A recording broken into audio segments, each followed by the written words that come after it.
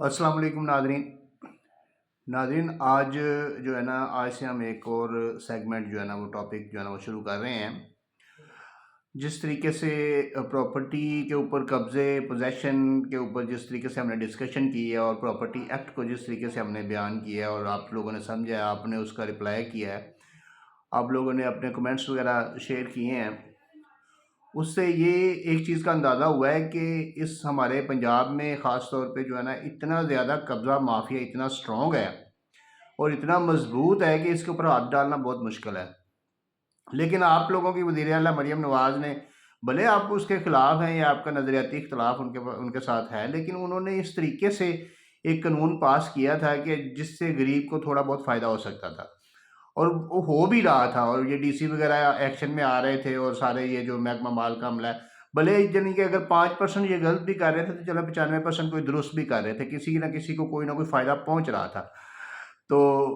वो फ़ायदा जो है ना वो अदालत आलिया ने उसके ऊपर, क्योंकि उसमें कोई थोड़ी सी डिस्क्रिपेंसीज थी, उनकी वजह से जो है ना वो उसके ऊपर स्टे ऑर्डर जारी कर दिया, तो वो रुक गया है। लेकिन अब ट्राइब्यूनल वगैरह भी बन गए हैं, जो मैंने पिछली वीडियो में आपको बताया था कि ट्राइब्यूनल बन गए हैं। इसके अलावा पटवारियों का जो इख्तियार था वो ज़ुबानी बै का जो इंतकाल वो दर्ज कर लेते थे वो भी ख़त्म कर दिया गया, उसका नोटिफिकेशन भी जारी हो गया है।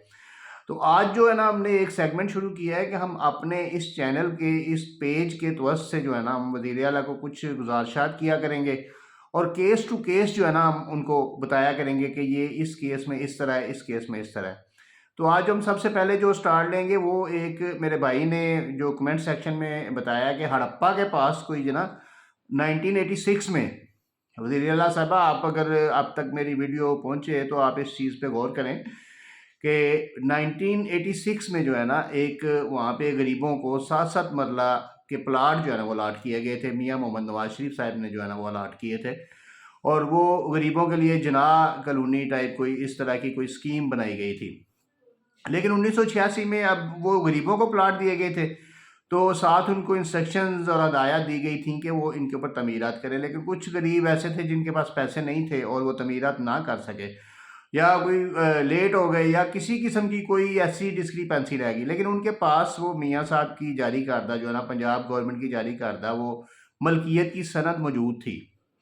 और वो मलकियत की सनद मौजूद होने के बावजूद भी उनको कब्ज़ा नहीं मिला। उसके ऊपर फिर बाद में जो है ना वो दूसरे कोई अमीर लोग थे, कोई कब्ज़ा ग्रुप था, कोई माफिया था जिन्होंने कब्ज़ा कर लिया। इसके बाद ये बेचारे अदालतों में चले गए इन्होंने डीसी को भी दरख्वास्त दी, कमिश्नर को भी दी, महकमा रेवेन्यू में भी दी, इन्होंने अदालतों में केसेस भी किए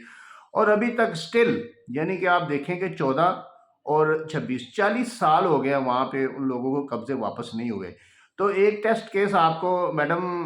वज़ीर आला मैडम मरियम नवाज़ साहबा, आपको एक टेस्ट केस आपको वो सेठी साहब ने, नजम सेठी साहब ने दिया था। मुझे नहीं पता कि उसके ऊपर क्या हुआ है क्या नहीं हुआ, कोई अमल दरामद हुआ है या नहीं, या कोई उसके ऊपर कुछ बना है कि नहीं। तो काइंडली अब आप इस पेज के ज़रिए आपको मैं इन्फॉर्म करता रहूँगा, आपको बताता रहूँगा कि ये इस जगह पे कब्ज़ा माफिया सरगर्म है। हो सकता है कि मुझे कोई थ्रेट हो जाए, लेकिन मैं ज़रूर इंशाल्लाह इन लोगों की जो है ना आवाज़ आप तक पहुँचाने की कोशिश करूँगा।